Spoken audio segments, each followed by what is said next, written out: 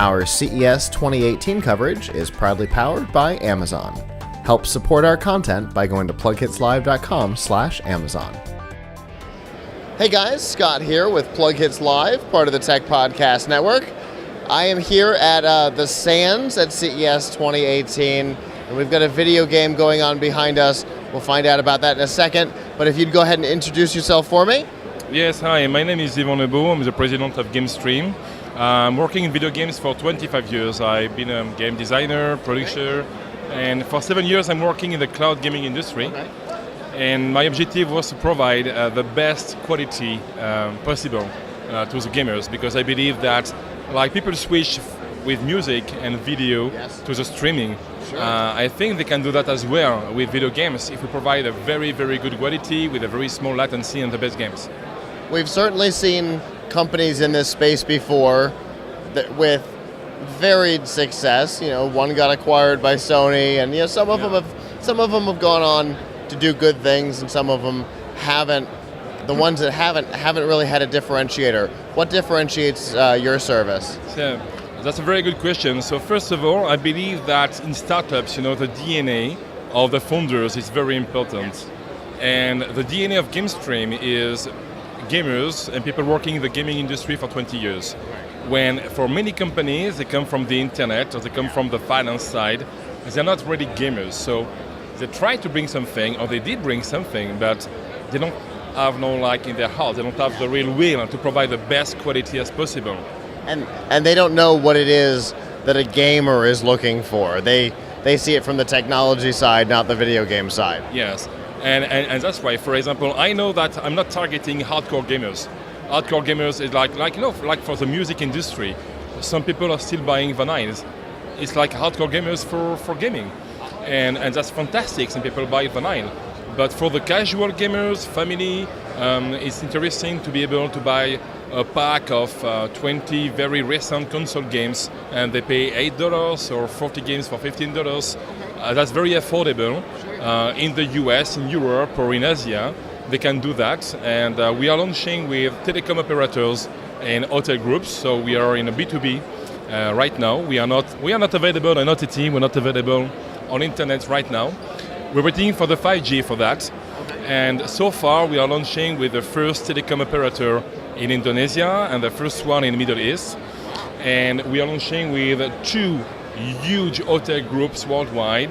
With one of them, we'll provide a gamepad in each room, and they can play directly and pay for each game.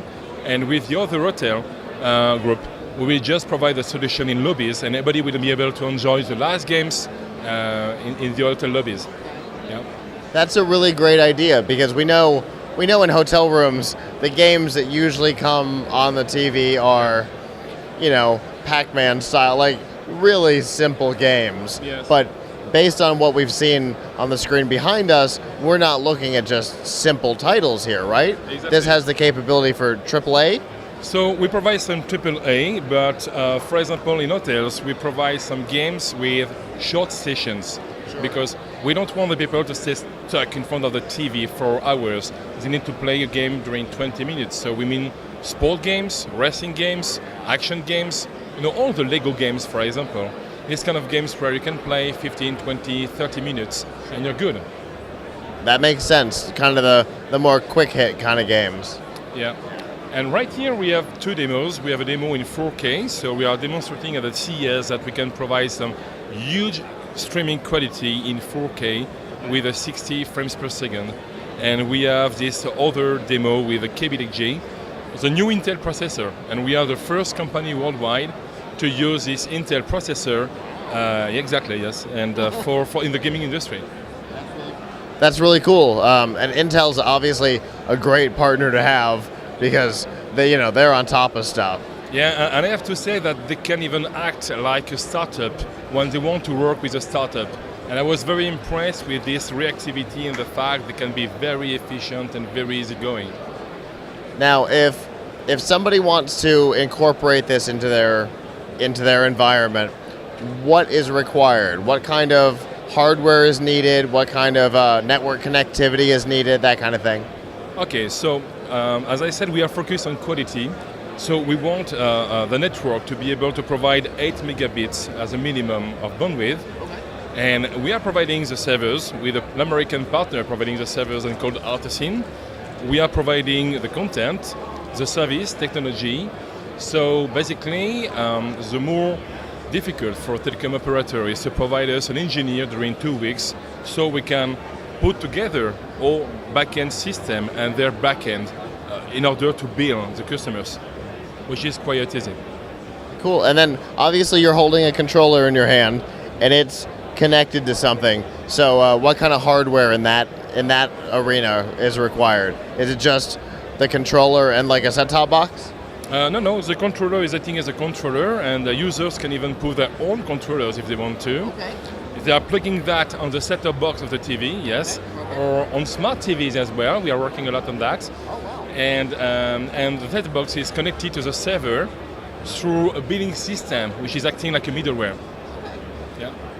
Very cool. So it sounds like it's pretty easy. Once a company decides they want to be working with you, it's pretty easy to get up and running. Yeah, because for example, to port the games, we don't need some specific version of the games. We are using the PC versions, so we don't need nothing from the publishers. And regarding the servers, we are putting that into data centers, and we are checking the quality. And it's true, it's pretty easy to do that. Yes. That's fantastic. Now, if somebody wanted to find out more about your company, how can they do that? We have a website which is gamestream.biz, and I hope that your telecom operator, even in the US, will soon use Gamestream, because we are doing like a VOD service. So in your user interface, you have the TV program guides, maybe you have the replay, VOD, and soon you will have this game on demand service as well. Yes. That's really great. I really appreciate you taking the time to talk to me today. Okay. And a last word about the fact that our main objective is to propose this kind of services in hospitals, and we believe that we can provide this kind of services with some specific games for people which are in hospitals to help them being with their families, because when you think about that, in hospitals people are very alone, and if they can get in touch with their friends, families, play a game together, feel better, that's the first way to be cured, right? I really like that. We work with an organization back home that provides video game consoles into hospitals, so it's definitely a need that exists. I discovered this idea in the US, in California. It's a game called Remission, and it was a game against the cancer, and it has been deployed to 2,000 kids in hospitals in California with a very good success. The remission rate was 30% higher because they could play a game where they are fighting cancer cells with an Unreal Tournament engine, and it was working because they could see all the medicine can work on their body, and they could see as well that they were feeling better fighting and winning against the cancer. And I just want to do that. And they had to stop this operation because bringing consoles or PC in hospitals is a source of issues, because you have the bacteria, and with a cloud-based system, you don't have that. You just need a gamepad. I really like that, and I really hope that you're able to bring that idea to a lot of hospitals. And I will be very happy to tell you the next step of the story next time we see each other. For sure, and I look forward to that. Great. For continuing CES 2018 coverage, stay tuned to PLUGHITZlive.com/CES.